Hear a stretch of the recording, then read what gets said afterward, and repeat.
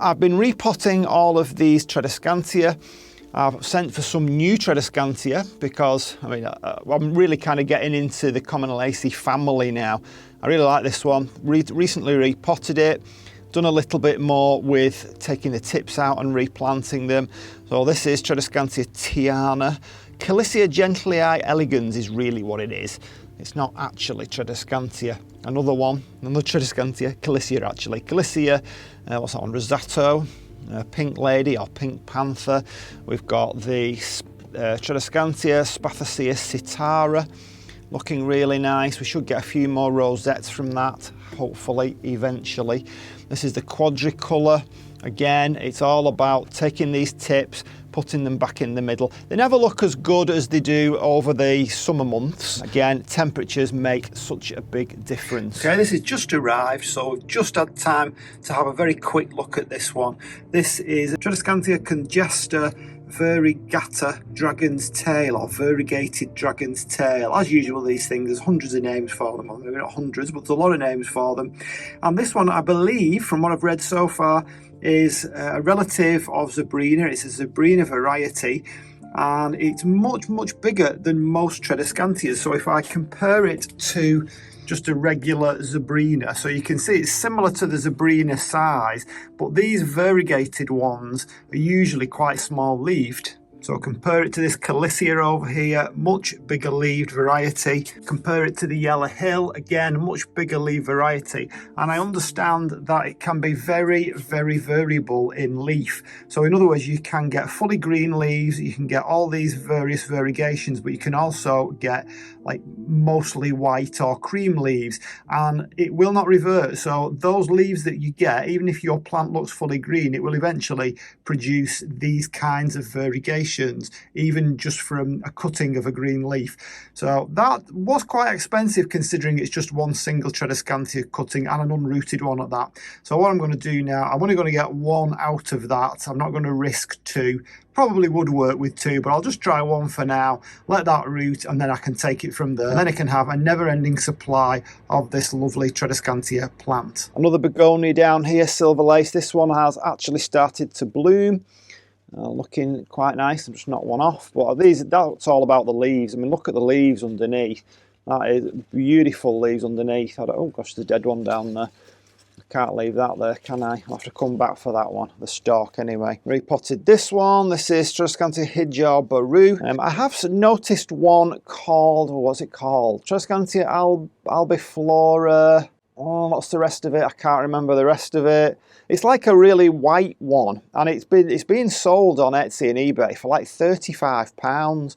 But yet when you look at it, when you Google it, it turns out that it's a common weed.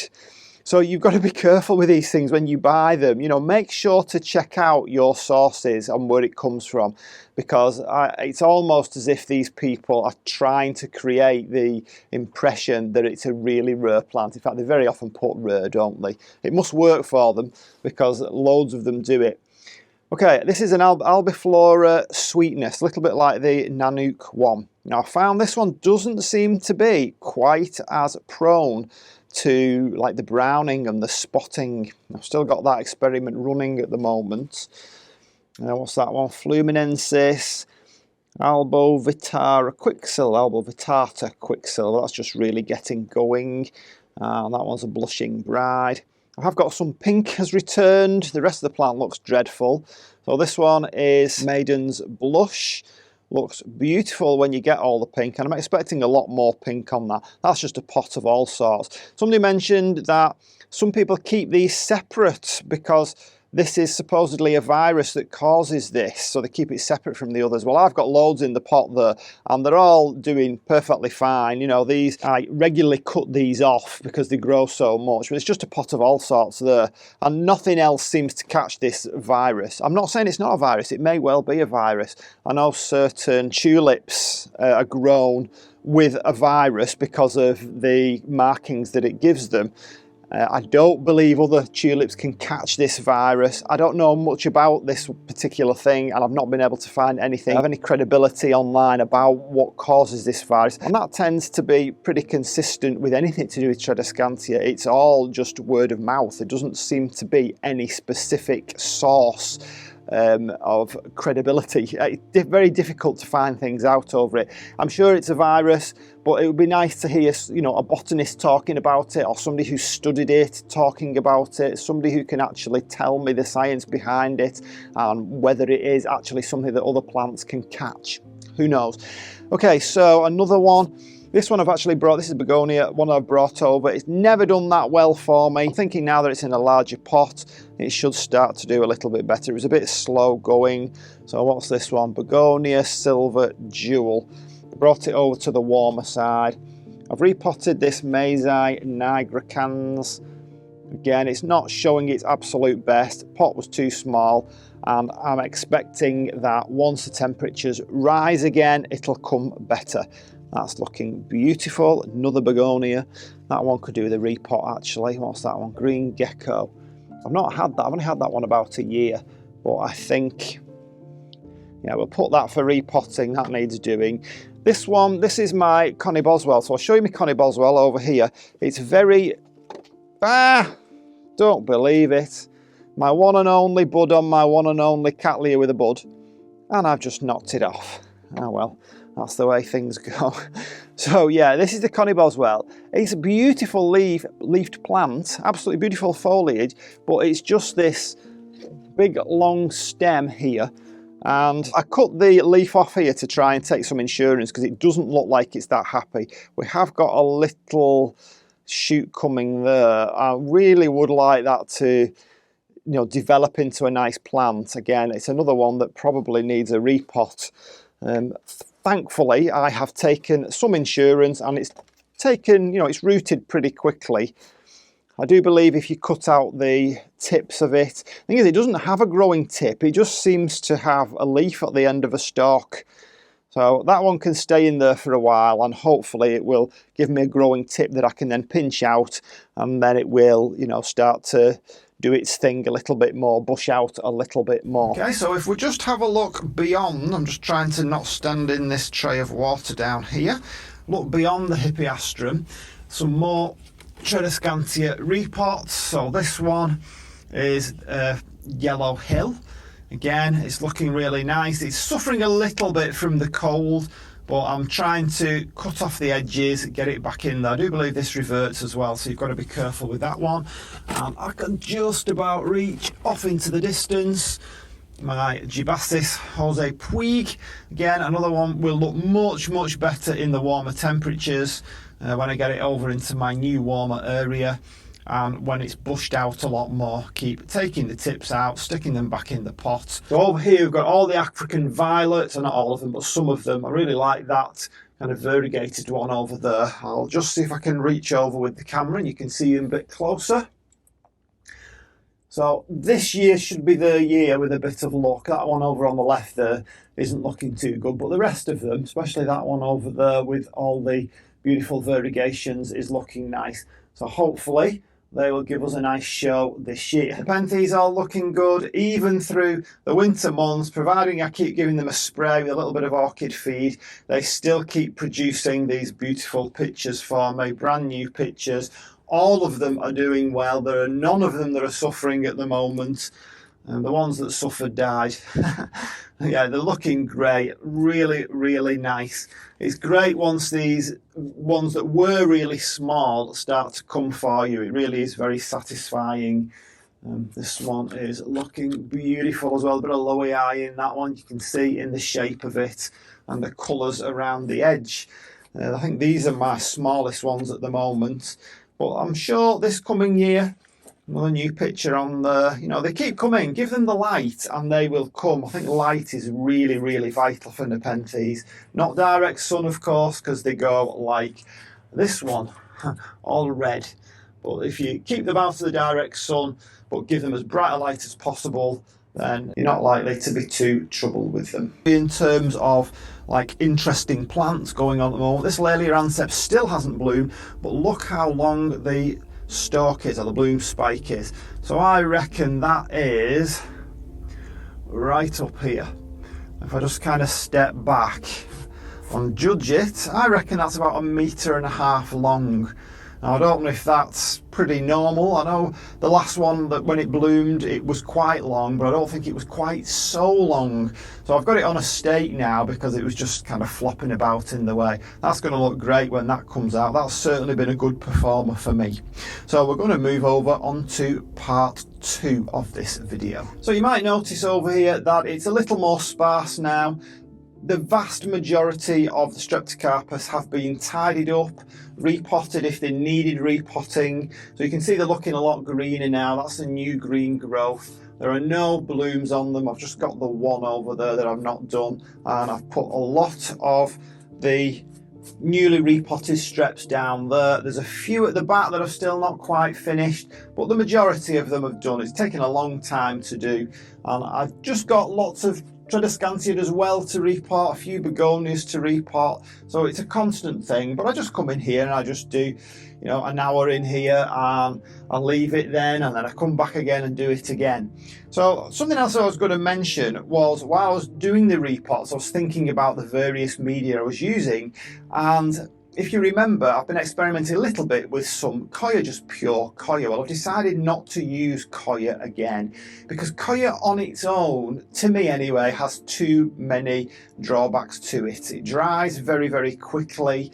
It doesn't have any nutrients in it. You have the problem with salts being too high. So this is canna cocoa coir, or natural coir. And it is really expensive. You can see the kind of thing in there, what it looks like. And it supposedly has some nutrition in it, but it doesn't tell you anything about that nutrition. And as we saw from the experiment, I don't know if you've seen that video, with these 3 Tradescantia, when they were in that coir, and just that coir alone, we got loads of root growth, but we had nothing in terms of top growth, and that was over a good few months, at least 6 months. Within 2 weeks of putting them in some multi-purpose compost, we've had all this growth since. So that shows you there's something about that on its own that just doesn't work. Now, I'm thinking it's probably the nutrition just wasn't enough, despite the fact that it's so-called has nutrition in it. This one is also supposedly washed as well. My experiments have shown me that it wasn't really any good. So this one is, if you can read upside down, Miracle Grow, peat-free, premium, all-purpose compost. So this is the first kind of mix I've bought as a peat-free compost. Now, you know, everybody's trying to encourage us to get rid of all these peat composts. Went to the garden centre. There were probably like 20, 30 brands of compost over in the garden centre, as I just leaving myself up again. So out of all those 20 or 30, only 2 were peat free, and only one of those had any nutrition in it. So, you know, therein lies the problem, how they can expect people to move over onto peat-free alternatives when there just aren't that many about. It's like a chicken and egg situation. Where does it start? Does it start with the garden centre stopping selling the peat-loaded composts, or does it start with the consumer only buying the peat-free compost? It's got to start somewhere, and my feeling, I don't know for sure, and I know most of my subscribers will probably be aware that they need to be reducing the peat, but I think you kind of Joe Public, your average person on the street doing the garden will just go and buy whatever they see.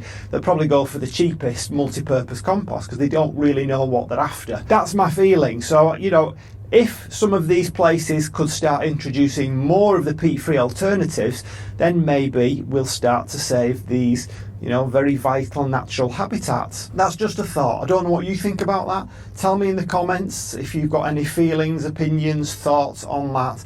So anyway, I'm trying the Miracle Grow. Let's see how that goes, and hopefully that has in it all the things that I need a compost to do without actually using the peaty stuff. Having said that, yesterday I found in the garage another 2 full bags of peaty compost, so I'm going to have to use that at some point. It's pointless just leaving it there. I'm going to have to use it in the greenhouse somewhere, but for now anyway, I'm going to give a go to this Miracle Grow stuff and see how that does. So other tasks I've been doing through January As you know, I am trying to move things over and set up my new garden room over in the what was outside office, so I can try and save some money.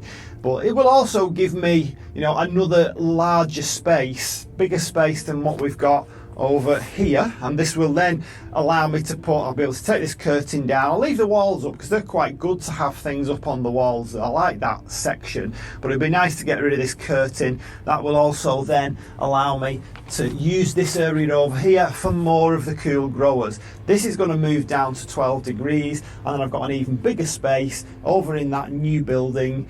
Well, it's not a new building in terms of I've not used it for plants before.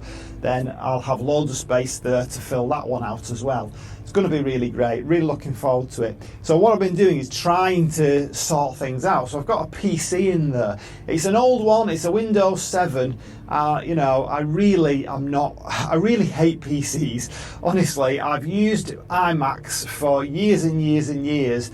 And I've also used PCs, but you just seem to spend, and I don't know what the modern lot are like, they might be different than this, but whenever I've used a PC, I just seem to spend more, like an inordinate amount of time just doing updates, trying to get things to work.